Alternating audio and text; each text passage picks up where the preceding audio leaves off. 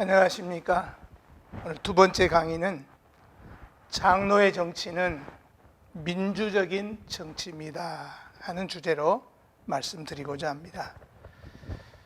1강에서 말씀드린 것처럼 장로의 정치는 주권이 교황이나 감독 등 성직자에게 있지 않고 바로 교인에게 있는 민주적인 정치이고, 다만 그 주권을 행사하는 방법은 교인들이 공동의회를 통해서 예산과 결산을 심의하고 당회의 경과 사항에 대해서 보고를 받는 일 외에 특히 장로와 집사를 선거하거나 목사를 청빙하는 일 등으로 직접 행사하기도 합니다마는, 교회를 다스리는 직무에 대해서는 교인들의 청빙에 의해서 위임을 받은 목사와 혹은 노회의 결의로 임명받은 당회장과 주권자인 교인에 의해서 선택을 받고 노회의 고시를 통해서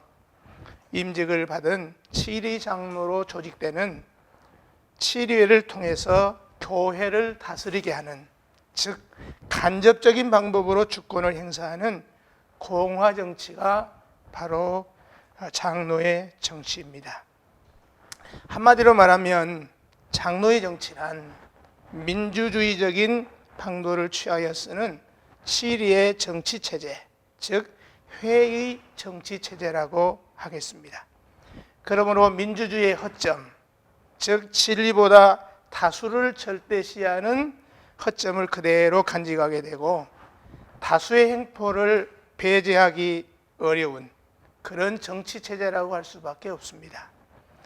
민주정치가 삼심제를 두고 있는 것처럼 장로의 정치도 삼심제도를 두고 있습니다. 그러므로 위계적인 조직을 둘 수밖에 없고, 그러면서도 민주정치와는 달리 칠위의 위계란 삼심제도 하에서만 인정이 되는데, 즉 하회의 처결에 대한 상소 혹은 상고의 경우에만 상회가 되고, 그 외의 경우에는 각급 칠위회를 동등하게 하며 제각기 고유한 특권을 부여하여서 그 고유권에 의한 통치 행위에 대해서는 당회의 처사를 노회도 총회도 간섭하지 못하며 노회의 처사도 당회는 물론 총회도 간섭하지 못하게 할 뿐 아니라 인정하고 순복할 수밖에 없도록 전국교회 결정권 행사가 가능하도록 하는 정치가 장로의 정치입니다.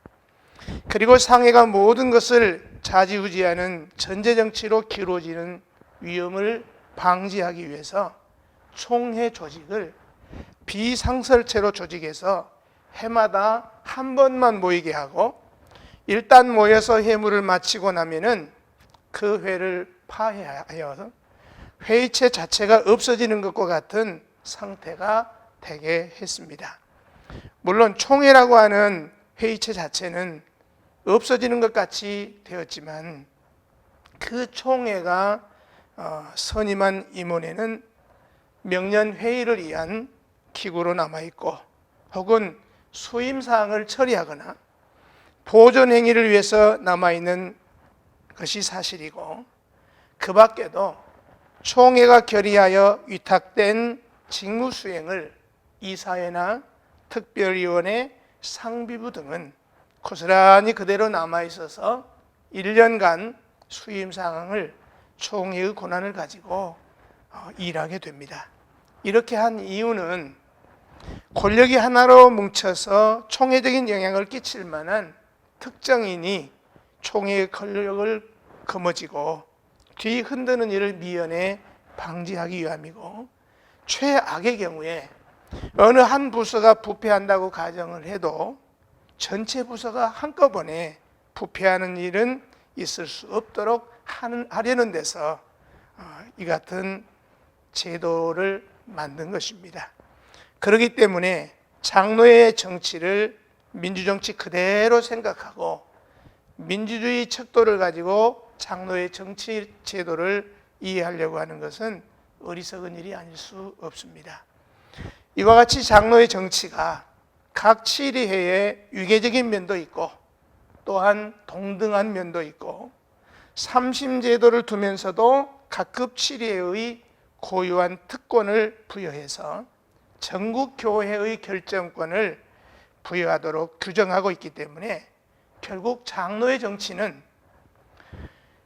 성직 평등을 전제로 하는 정치라는 것이 분명해지고, 특히 자기 관할 구역 내에서는 전권으로 통치하면서도 상해 구역 안에서는 남을 다스릴 뿐 아니라 자기 관할 구역 내에서의 통치에 대한 공동 감시를 당하기도 해서 잘못됨을 방지하는 일에 완벽에 가깝도록 장치하고 있는 정치가 바로 장로의 정치입니다. 이것을 정리를 해보면, 첫째는 기본권과 성직권의 합의로 통치하는 체제가 장로의 정치 제도입니다. 장로교회의 치리권은 평신도의 기본권을 대표하는 장로반의 권한과 성직자인 목사반의 권한인 성직권의 합의에 의해서만 치리권을 행사하는 체제라고 하는 말씀입니다. 평신도의 기본권을 전혀 인정하지 않거나 인정한다고 해도 재구실을 할 수 없는 교황정치나 감독정치 체제 하에서는 성직자의 막강한 권세 때문에 교회는 부패하게 되고, 평신도는 어떤 경우에도 순종만을 강요당하는 불공평함이나 성직자의 치리권을 전혀 인정하지 않는 자유정치와 조합정치 체제 하에서는 평신도의 막강한 권세 때문에 교회가 타락하는데도 성직자는 하나님을 기쁘시게 하는 것보다 사람의 비위나 맞추는 사람의 종일 뿐 진리를 수호하는 성직자의 사명을 수행할 수 없는 불공평함은 양대 교권 모두가 다 마찬가지입니다. 그러나 우리 장로의 정치는 교황 정치와 감독 정치의 단점을 버리고 장점을 취하였고, 자유 정치와 조합 정치의 단점은 버리고 장점만을 취해서 성직자의 치리권을 최대한 인정함과 동시에 평신도의 기본권을 최대한 보장해서 이 두 권세를 동등하게 함으로 교회의 신성과 진리를 수호하고 교회의 부패와 타락을 방지해서 건전한 부흥과 발전을 꾀하는 정치 제도입니다.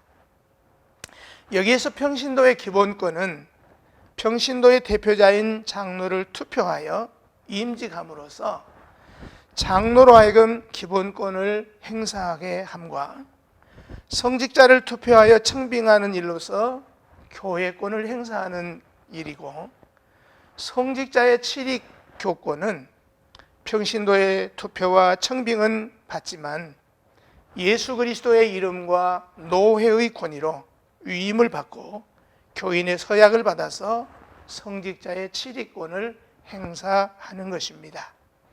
두 번째는 장로의 정치는 상해권과 하해권이 동등합니다. 헌법 정치 제8장 1조에 의하면은 교회 치리권은 개인에게 있지 않고 당회, 노회, 대회, 총회 같은 치리회에 있다고 하였고, 2조에는 교회 각 치리회의 등급은 있으나 각 회원은 목사 장로뿐이므로 각 회가 다 노회적 성질이 있으며 같은 자격으로 조직한 것이므로 같은 권리가 있으나 그 치리의 범위는 헌법에 규정하였다 그랬으며, 제5장 2조 장로의 권한에서는 강도와 교우는 그의 전무 책임은 아니나 각 치리회에서는 목사와 같은 권한으로 각 항 사무를 처리한다 규정하였으니, 이를 종합해 보면은 장로의 정치라는 것은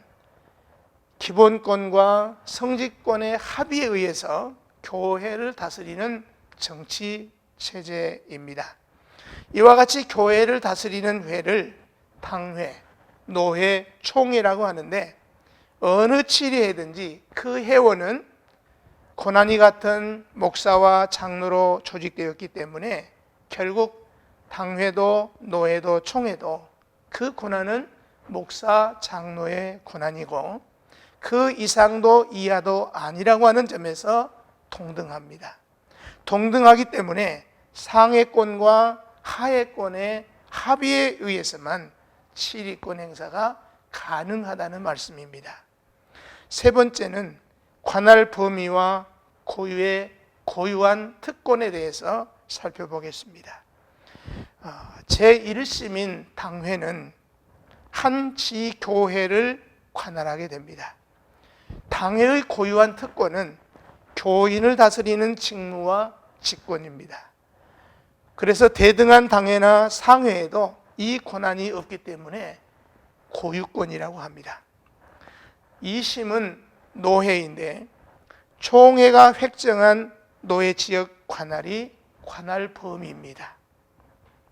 노회의 고유한 특권은 첫째는 교회 설립, 합병, 폐지 등 지교회를 통치하는 일과 두 번째 관할 지역 내의 소속 목사의 통치, 그리고 세 번째는 소원, 상소, 청원, 헌의권 등을 접수 처결하는 것입니다.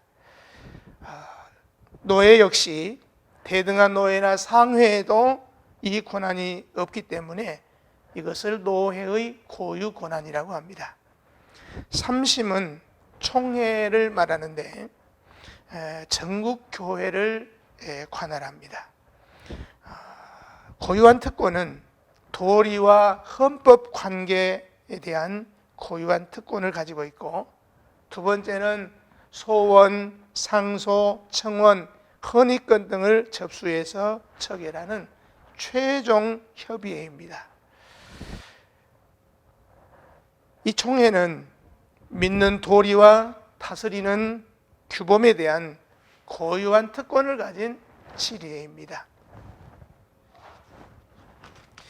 각급 치리회가 관할 범위 안에서 행사하는 고유한 특권에 대해서는 왈가왈부할 다른 회가 있을 수가 없는데 이 고유한 특권을 행사한 치리회와 동일한 특권을 가진 다른 회가 없기 때문입니다.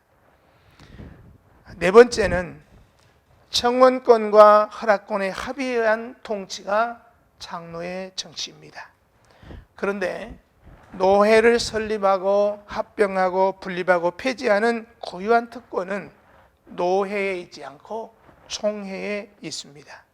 이런 경우에 하회의 치리권은 청원권이 되고 상회의 치리권은 허락권이 되는데 결국 청원권도 허락권도 다 목사 장로의 권한이고 그 이상도 그 이하도 아니라고 하는 점에서 이 청원권과 허락권도 역시 동등한 까닭에 청원권과 허락권의 합의에 의하지 않고서는 치리권을 행사할 수 없다는 말입니다.